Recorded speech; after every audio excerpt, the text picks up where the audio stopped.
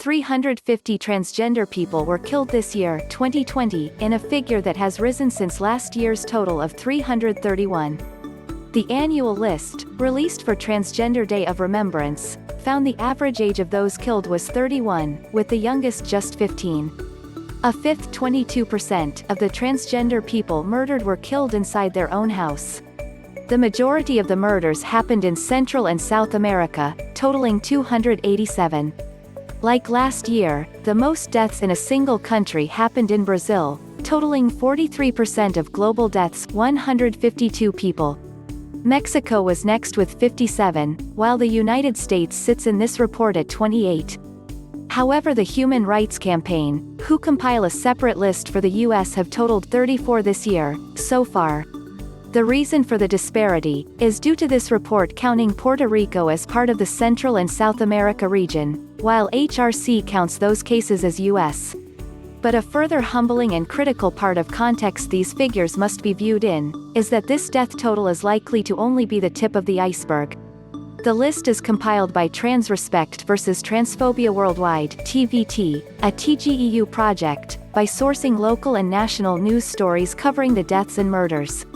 The violence and horror of the murders, where transgender people were burned alive, suffocated and murdered, are catalogued by the project, which also has the full list of all those killed this year. But because many hate crimes and murders go unreported or, crucially, misreported in the media, the true number of deaths could be far higher.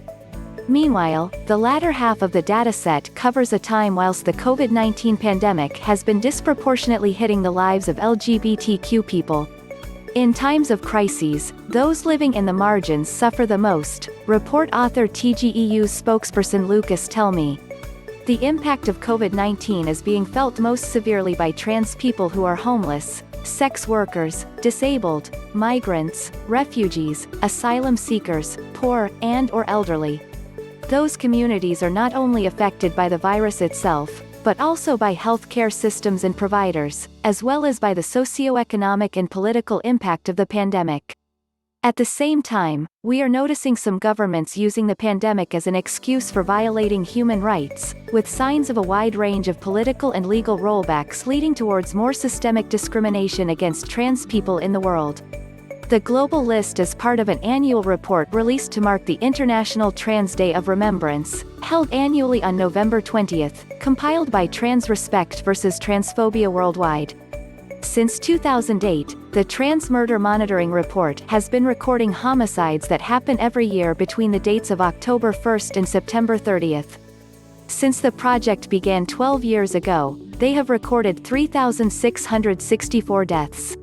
This year the number of deaths has risen from 2019's 331 to 350 this year.